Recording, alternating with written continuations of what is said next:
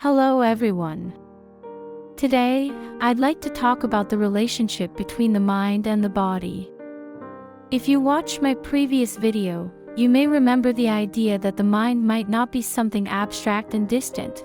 It may actually function like a kind of energy, something almost tangible. I believe the first place our mind has an impact is on ourselves. When we get angry, that energy may spread to others. But before it reaches anyone else, it affects our own body first. Traditional East Asian medicine has long paid close attention to the connection between emotions and physical health. It teaches that our emotional state is deeply connected to how our body functions. Let me give you a simple example.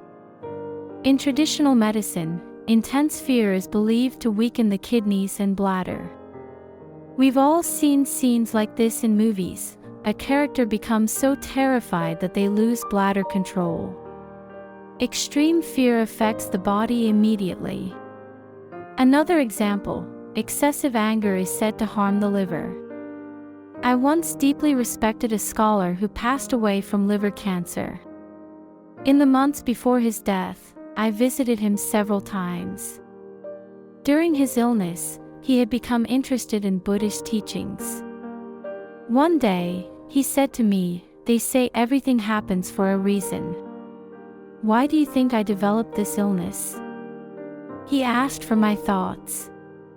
I am neither a doctor nor a religious leader, so I spoke very cautiously and shared only my personal perspective. In Buddhist teaching, I said, there are what they call the three poisons: greed, anger, and ignorance. You lived a life free from greed. You were respected, accomplished, and intellectually brilliant.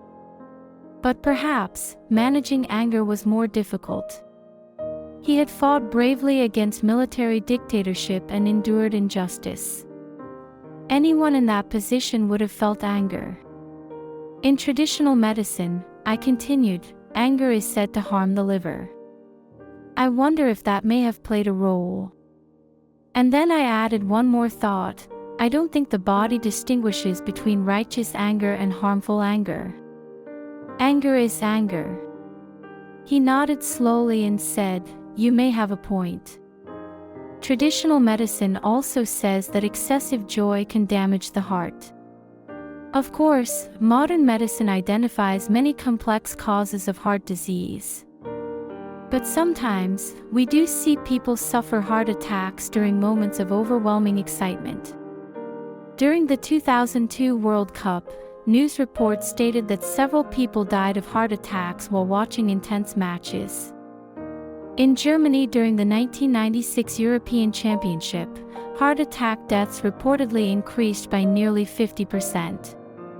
We can't know whether those individuals had pre-existing conditions. And doctors would not officially list excessive joy as a cause of death. Still, these examples make us think. Life often has two sides. In our competitive modern society, when one person celebrates victory, another may feel disappointment or loss. The stock market works this way. When someone makes money, someone else often loses it. When someone passes an entrance exam, another person receives a rejection letter. I'm not saying we should suppress our joy. Not at all. But perhaps, when we experience success and happiness, it might be healthy to remember that others may be struggling in that same moment. A little compassion may soften the intensity of our emotions, and perhaps even protect our hearts. Traditional medicine also suggests, too much overthinking may weaken the stomach and spleen. Excessive grief may affect the lungs and large intestine. In Korea's history, during the period of Japanese occupation, many intellectuals suffered from tuberculosis, a lung disease. I sometimes wondered whether deep despair, the feeling that their country might never regain independence, weighed on their lungs in ways beyond the physical. Whether scientifically proven or not, it reminds us that emotions matter. Understanding the mind-body connection changed how I see people. When I encounter someone who becomes angry easily, instead of thinking, that person has a bad personality, I sometimes think, maybe they're not well. Maybe their body is struggling. When I meet someone who constantly worries and overthinks, instead of labeling them indecisive, I wonder, maybe their digestive system isn't doing so well.